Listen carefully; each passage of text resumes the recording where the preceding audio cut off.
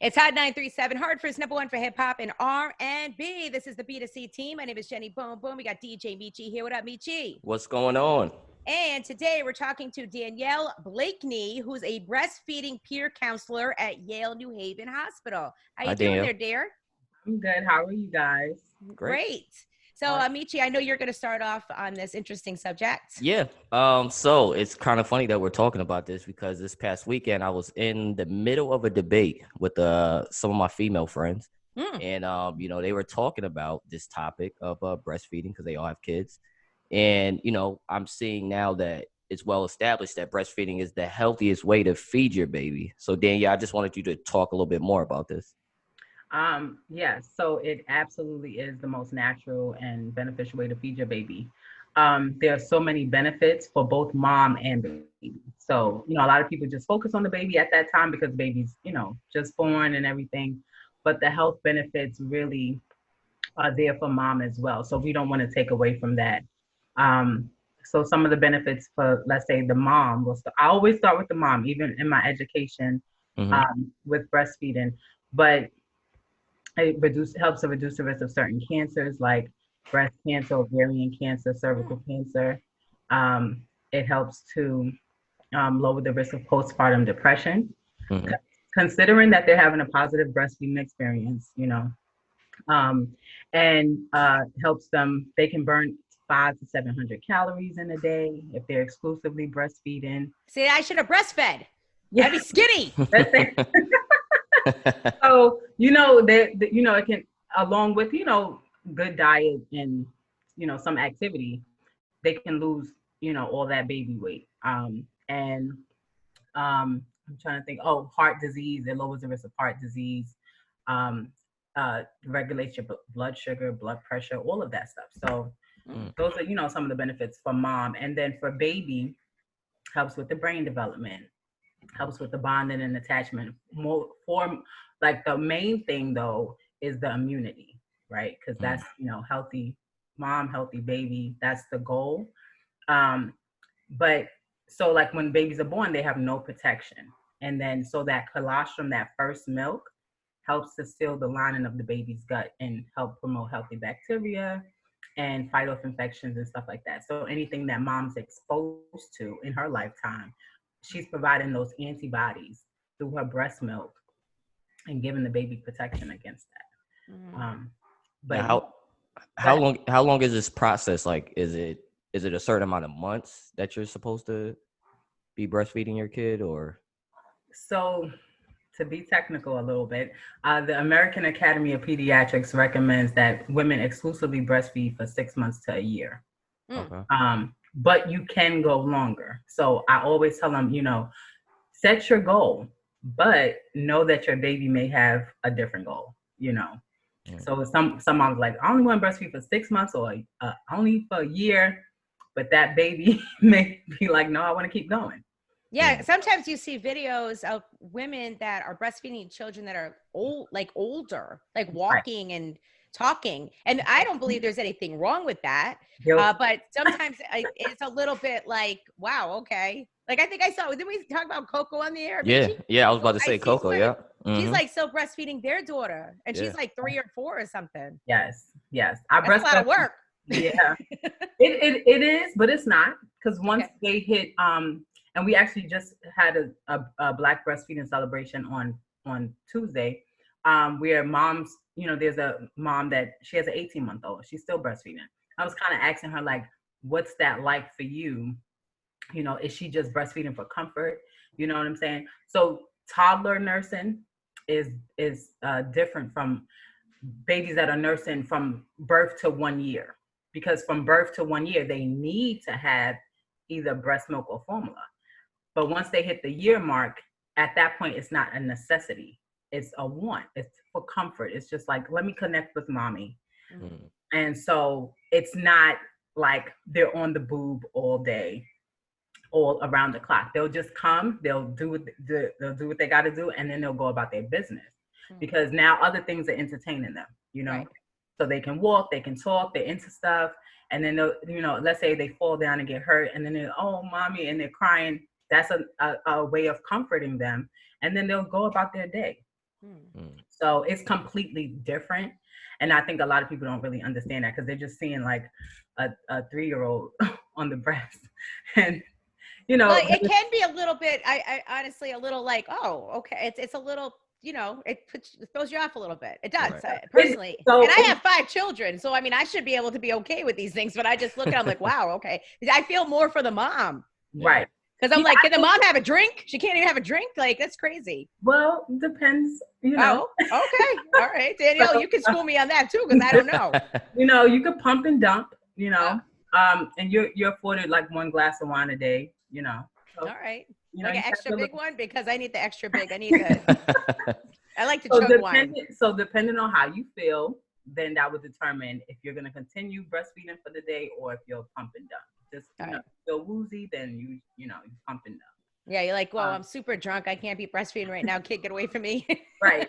Yeah, you know. So it just depends. But I think more. Well, for me, I'm on both sides. So I have 3 children. I breastfed the first 2 for 4 years, and then the last one, you know, I had a goal of at least 1 year, and she stopped latching at 8 months. So I had to exclusively pump the duration because I knew I didn't want to give her formula. So, you know, that's why I said they have their own goals and, you know, they will set the tone. So you just kind of follow the lead of the child. But if you're really adamant about weaning, then you gradually wean. You don't just shut them down and be like, that's it, you know, cold turkey. I feel like that would be me. I'd be like, that's it. I'm done. I can't. I'm sorry. I tried. Yeah. So Danielle, why is this such a passionate topic for you? Besides the health benefits? Yeah. So initially, for me, being a young mom, I had my first child at 20. I didn't have any help with breastfeeding. And so when I was presented this opportunity to become a peer counselor and help women with breastfeeding, it was like the light bulb just went off. It was like, oh, wow, you know, and to just back them up and support them and be their cheerleader and encourage them and have them feel empowered.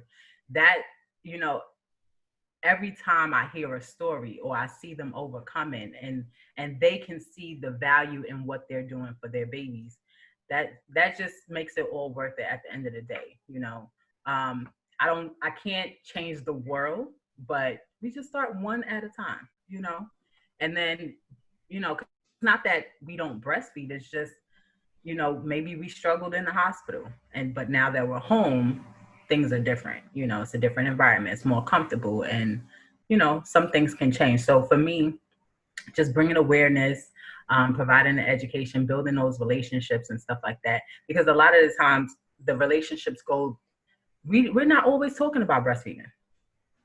That's just the reality of it. They don't want to hear you preaching to them. They want to have a relationship, you know, a personal relationship that goes beyond breastfeeding. So that's what I think makes it more so, because I can relate to a lot of these women. You know, yeah, I feel like I had a really bad experience right at the beginning. I had my first child at 17. I had a really bad experience with breastfeeding with my son. And after that, I just feel like it super turned me off to the whole experience. And now I've had 5 children. I didn't breastfeed any of them. And I really regret it. And I think it's because I did have that one bad experience where I probably should have just kept trying, you know, to make it work. But if you had somebody that could kind of just help you work through those little bumps, let's say if you didn't do it with your first child, but then by the time you had your second or your third, that you had someone there to kind of help to educate you, show you how to bring the baby to the breast, show you how to hold the baby the correct way, you know, and kind of explain to you, no, it shouldn't be painful. You shouldn't be cringing whenever your baby comes to the breast. It should be a comfortable experience for both of you guys. And so I think, you know, if you had that, then it might have been a different outcome, you know? So I think that's what's making the difference. We had a few moms on the call 2 days ago that were explaining, even one of the peer counselors, one of my coworkers, she said that her first child, she didn't breastfeed. A lot of them had this experience. They didn't breastfeed with the first child, but when the next one came, they had a way more positive experience with breastfeeding.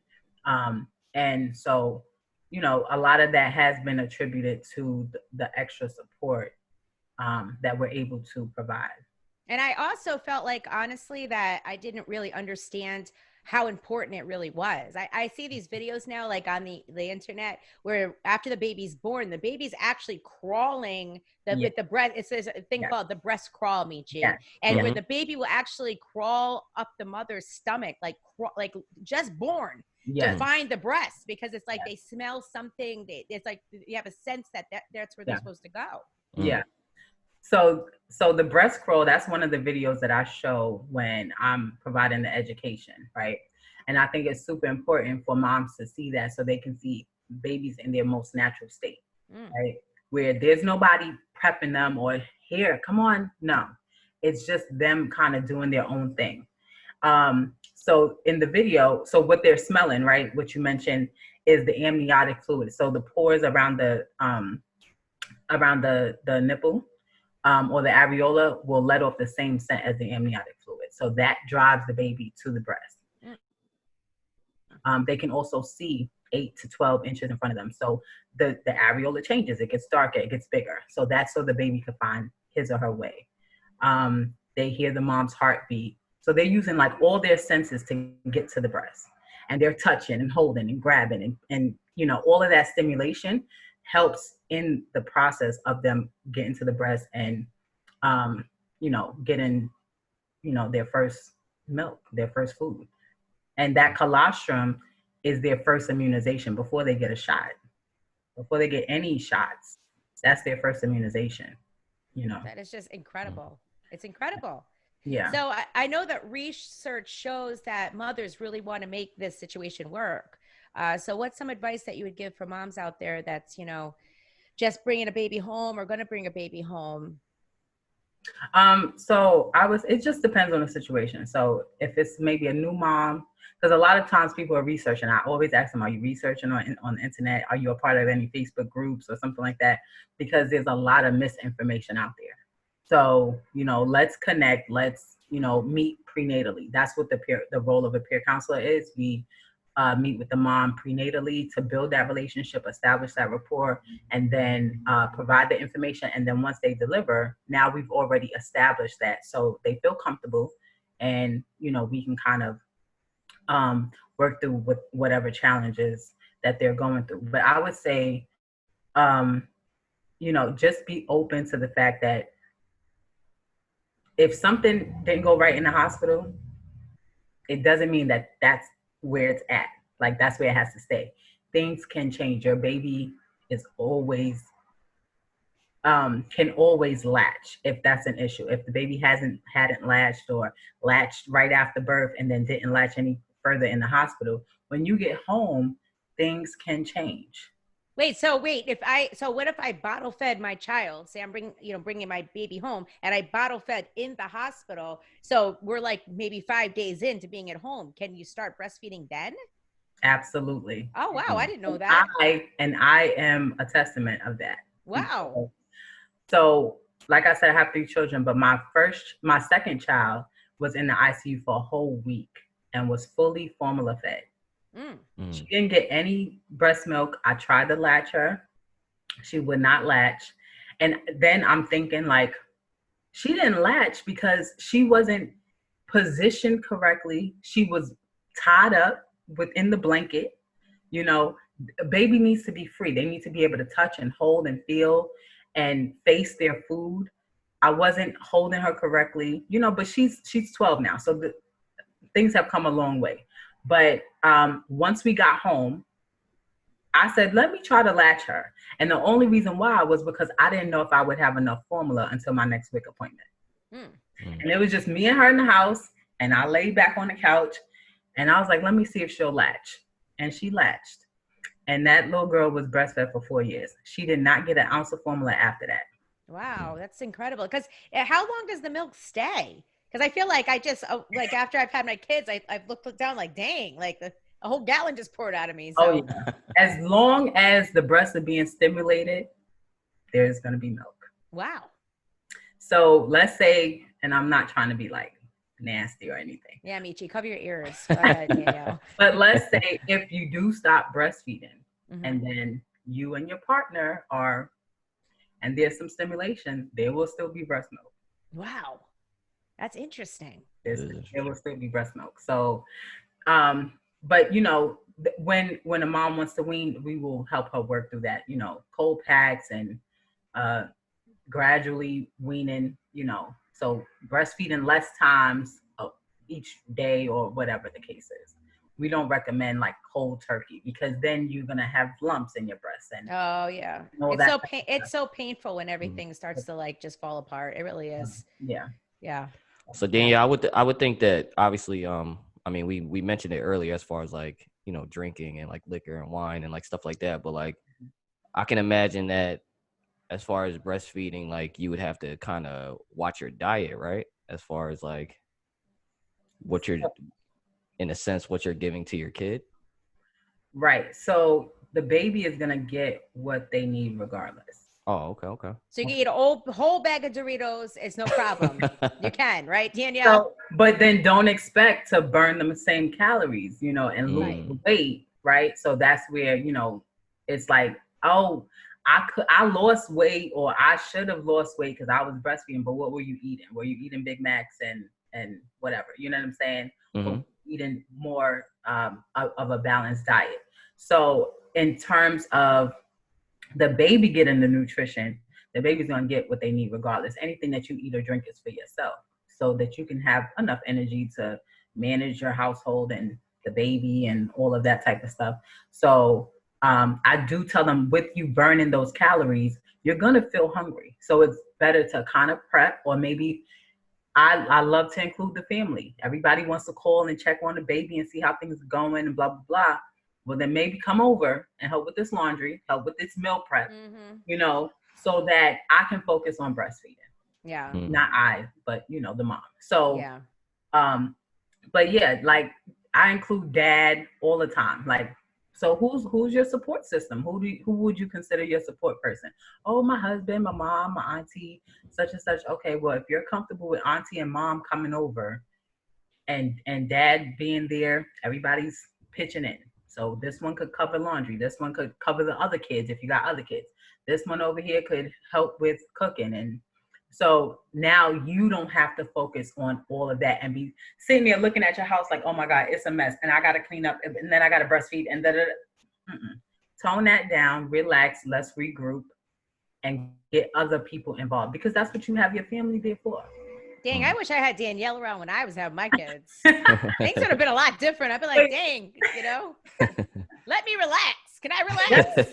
Yes, I'm telling you. And it wasn't. Feels like such a rush from the time you bring the kids home. I mean, at least in my life, it's always felt like that. Yeah. And it's like, I think I just didn't do it exactly how I should have. I should have done more of that, where I was more like, all right, I got to get organized because I got to get back to work. I got to do this, you know, and I don't know, looking back, I probably could have done things a little bit better, a little bit differently. If you don't mind me asking, how old are your children?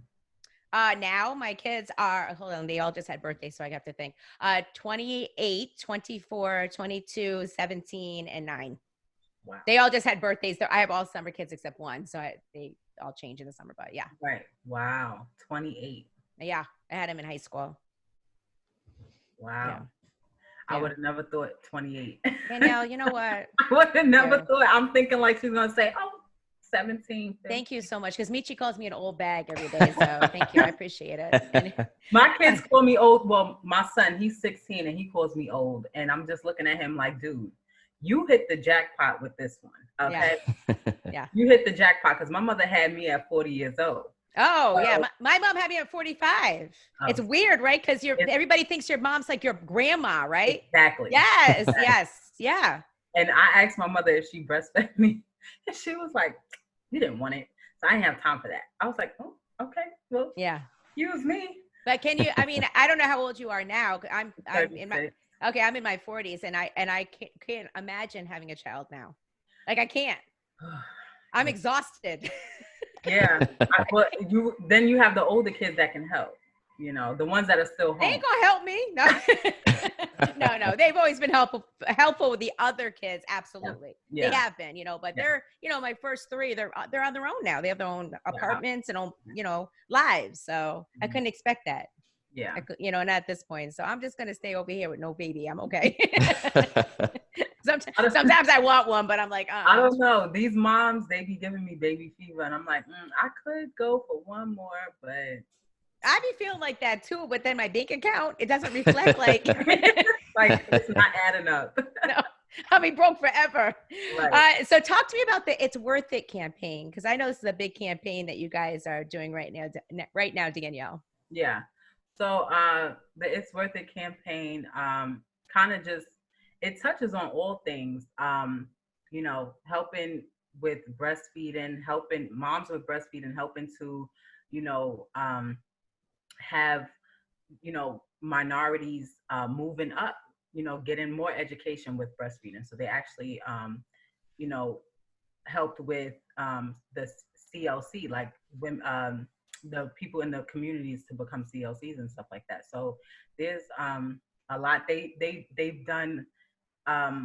They've had some of my moms have modeled for them. And so it was pretty cool to see. I went to Trumbull Mall just on the fly, and my mom was right there, and I was like, "Look at that!" You know. So I was kind of excited. I was excited. They're touching on all types of stuff, and so yeah, it's so many different organizations between It's Worth It, the CARE organization, the WIC peer counseling program, Yale. It's so many different things that are trying to really get us to a place where, you know, most women are successfully breastfeeding. So I think, you know, it's very beneficial. But they're doing a lot of different things. So yeah. Sounds like such a great program. So if we want to get in touch with you and just get more information, or how do we get in touch with you? Okay, so give us your cell phone number, Danielle. We're gonna call you. No, 203. No. So I'm a part of the WIC breastfeeding program, and I work. And by the way, I was on WIC like back in the day, and just let me tell you, what a wonderful program that is. And it really is. Yeah, they've come so far. When, you know, so when I had my older children, I'm still on WIC. Okay. You know, and that's part of the requirements to be a peer counselor. You either have to have WIC, or you have to be a recent WIC participant. So, but, you know, there wasn't a breastfeeding program at that time, you know, and they didn't provide breastfeeding education. But then I had my youngest one, and now it's like, oh, you have to go to a breastfeeding class. Oh, there's a breastfeeding program.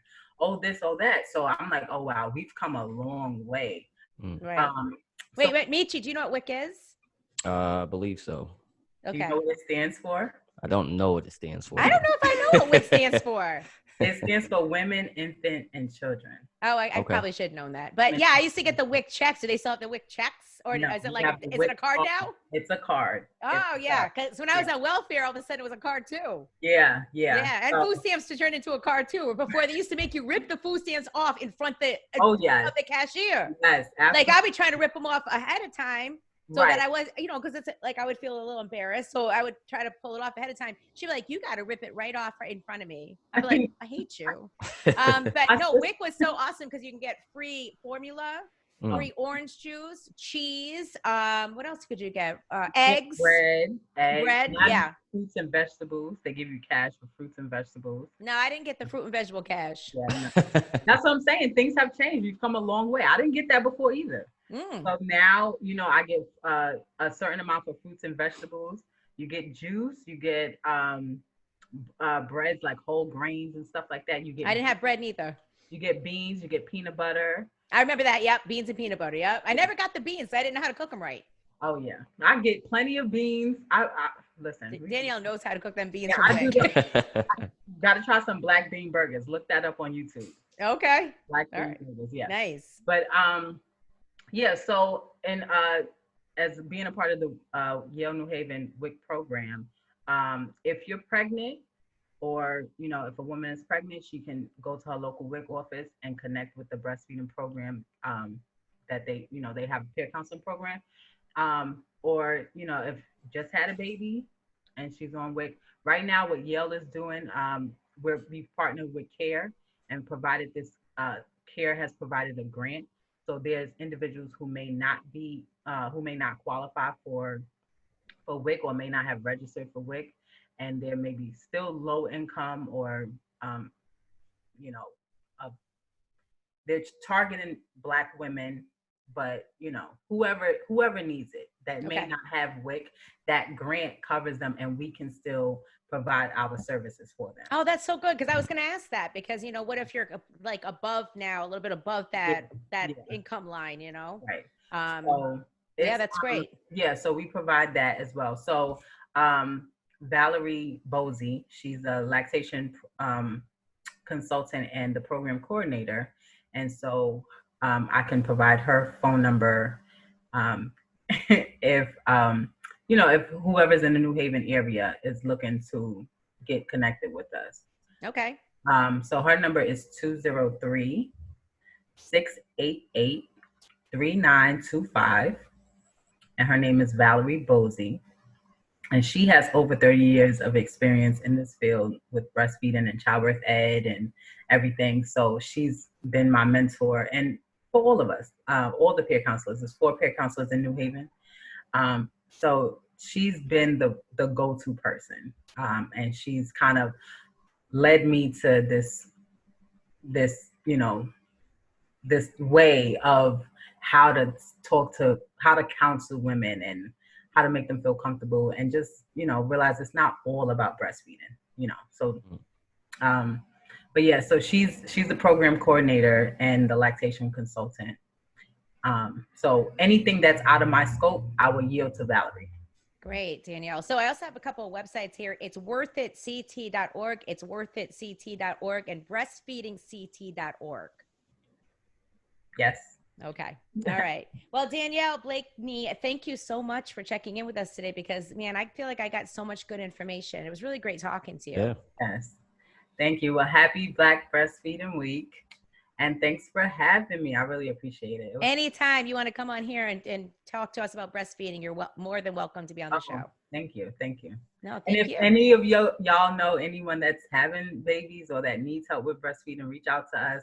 You can always help, and just, we can answer any questions. You know, you don't always have to be enrolled in the program just to ask a question. So. No, I love that. Cool. Yeah. All right. It's at 937.